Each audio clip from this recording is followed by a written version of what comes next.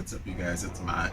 It is Wiser Wednesday, which means that I am here to make you a little bit wiser about some of sci-fi and fantasy's best authors that you've never heard of. So today we're talking about a series that is truly perfection for Wheel of Time fans. If you love the Wheel of Time, I think you should definitely check out this series, and that is Melissa McPhail's A Pattern of Shadow and Light. So in this world, everything in the entire universe is governed by this thing called the Pattern, which is a tapestry made up of all these different strands of Elay, and Elay are the different types of magic that exist in this world. The five strands are creative energy, kinetic energy, time and form, thought, and elemental energies. So people who can only access one strand will be in the same order: healers, node finders, shapeshifters, truth readers, or fifth strand elementalist adepts. And it's just a really, really fun magic system. What's interesting about it is it seems like a soft magic system when you're reading it because it's very versatile and flexible, but also at the same time, we learn the theory behind the magic in great detail when we are at the Sormitage, which is this academy that trains adepts. Also, node finders, they can teleport across the world to different places, and the truth readers can delve into people's minds to put up blockades of amnesia. They can compel the truth from people, but they can't lie themselves. What's so great about this series is Bjorn's game. There's this man named Bjorn van Gelderen, and he is a bit reviled as a huge traitor that did something nasty 3 centuries ago. He's the shadowy figure often called the Mage or the First Lord, and he seems to be manipulating all of the people in the books. Basically, everyone is just a little piece on his game board that he's using for unknown purposes. So the first book in this series is Sephiril's Hand, and it follows a couple people, but what's great about this series is that with every subsequent book, we just get more and more POVs to the point where at book 5, the sixth strand, we have, I believe, 17 POVs in that book. But I promise it's not overwhelming at all. Like, it all makes sense. But yeah, so because each book keeps expanding upon the world, we go from just caring about 2 kingdoms. So in book 1, we learn about the history of the world of Alrund. We learn that 3 centuries ago, this man named Bjorn van Gelderen betrayed his people. He's betrayed the realm, and he's now reviled all across the world. However, it seems that he's the only person able to divert the slow death and decline of the adept races. Because in this world, every single adept, every magic user, once they die, they eventually become reincarnated further down the road. However, less and less adepts are actually coming back and being born. So the numbers are dwindling very quickly, and it seems that Bjorn van Gelderen might be the only person able to stop this. So Rain is on a mission to learn what he can from Bjorn, but first he has to find him, since Bjorn has been gone from the realm for 3 centuries. Then we follow Ian. He is the prince to the kingdom of Danum. He's the last surviving heir after his 2 brothers were killed. And so in the beginning of the book, once his best friend, also called his sworn blood brother, is killed, Ian goes on a quest to try and find out what and why this happened to him. He's trying to track down the strange and enigmatic man, the First Lord, aka Bjorn. And then after that, we follow Trell. Trell of the Tides is what he's called by the Umdori. So Trell is in the Nudori Desert, and he has lost all of his memories up until the point where he was washed ashore on a beach and taken in by the Emir, the ruler of the country. So he was taken in by the Emir, and now Trell is actually a very renowned and respected soldier who leads some of the Emir's armies. So he is going to try and find his memories, but after an awful disaster, he gets put in the debt of the First Lord.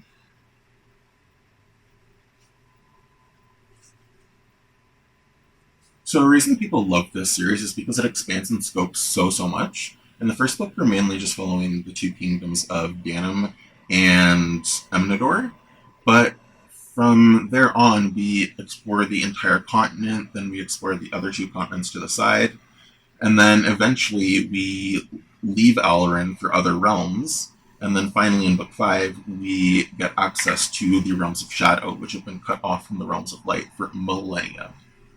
And so things just keep getting bigger and bigger, and the stakes are really, really ramping up. And so obviously, along with the huge increase in scope, that's why we get so many more POV characters by the fifth book. So they're introduced slowly over these 5 books, and so it's not overwhelming. You're not just starting with like 15 characters you have to follow in book 1. So that's good. So, like I said, the magic system feels very soft when you're reading it because of its versatility. However, it's actually a very, very hard magic system because in this world, the adepts are taught to rely on these mental tenets, basically, in order to wield their powers. There are all these esoteric rules that have to be obeyed, and we learn about them in great, great detail at the Sormitage, which is this magic school that we visit in the second book. So these books are actually very, very character driven, which I didn't realize until I reread some of them. In my mind, it felt like it was a very like fast paced, plot driven, actiony book, but going back and rereading it, it turns out it's actually very, very character driven and not quite as fast paced as I remember. It's not like a breakneck speed like a lot of books can be. However, it does still feel pretty fast, and considering it's character driven, it's not like a slow burn like Daigaku OK, for example.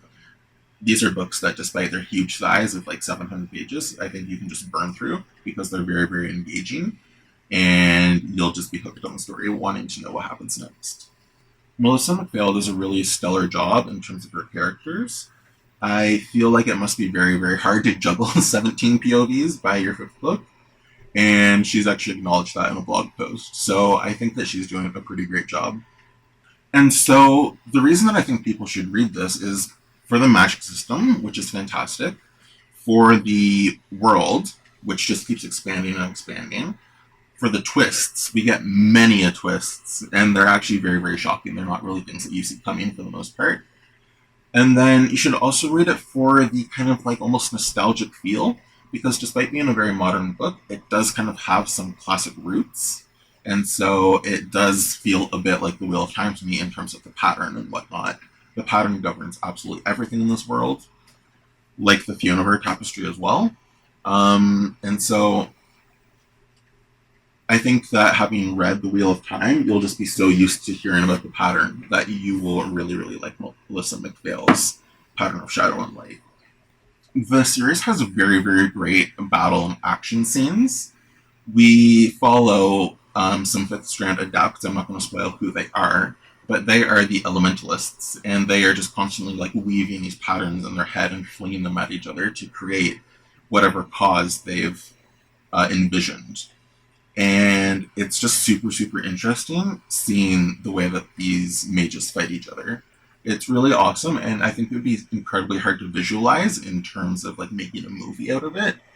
That wouldn't really work, but on paper, I think it's super, super interesting, and it's something that I just can't get enough of. I love every time there's a fight scene, and I love the expanding magic because at first there's only a lei that's being wielded. Those are the powers of light, the 5 strands, and then from there we learn about something called Deijin, and Deijin is from the realms of shadow, and it is wielded by the kind of enemies in this book.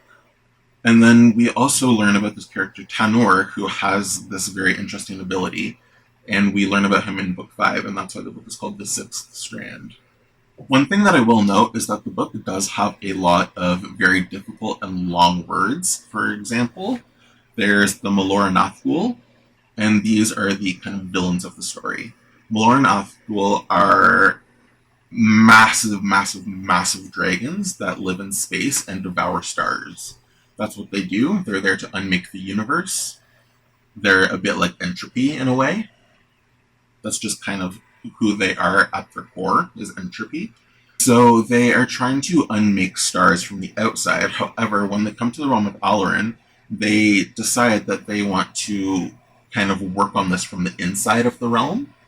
And so they take on human form, and then there are these 4 brothers, and again, difficult names, Pelos Omayarek, Darshan Venkataraman, Shiel Abanakatran, and Rinok something or other. So yeah, there's Pelos, Shiel, Darshan, and Rinok, although we don't see that much of Rinok. But they are very, very interesting villains in their own right, and they seem to have a kind of, some of them anyway, seem to have a kind of change of heart while going through this book. I don't want to spoil anything, but there are so many awesome twists in the series that it's just super, super fun to read, and I can't recommend it enough. I think that it is so perfect for Wheel of Time fans. The kind of magic will feel a lot like the One Power. I think the magic in A Pattern of Shadow and Light will feel honestly a bit like the One Power from Wheel of Time. It's also a very, very character driven book. However, in Sephiroth's Hand, we don't have so many huge, long pages of description as we do in Jordan's books. So it moves along a lot quicker than some of his books. And another reason you should read the series is because there are 5 books out, and they're all really big, so you should binge them, in my opinion. I think that it's a great, great series to binge. I've done it, and it was fantastic. I believe that there's only one more book left to be published, and then the series will be over. So I highly encourage you to pick it up if you love The Wheel of Time, if you just love fast-paced, awesome fantasy stories with amazing action scenes and a cool magic system. If you want a book that has a massive scope and awesome characters who are driving the plot forward, I think that this is the series for you. I honestly think that Melissa McPhail is a fantastic author since Sephiroth's Hand was originally self-published before it got picked up. Um, but yeah, it's just an amazing series, and I highly encourage you guys to go check it out. I would also highly recommend the audiobooks. I think the audiobooks are very fantastic and a great way to speed through such a long book. Anyway, with that being said, I hope I've made you a little bit wiser about an author that you've never heard of before. I would highly encourage you to pick her up, and have a good one, guys. Bye. Stay safe, stay inside, read more.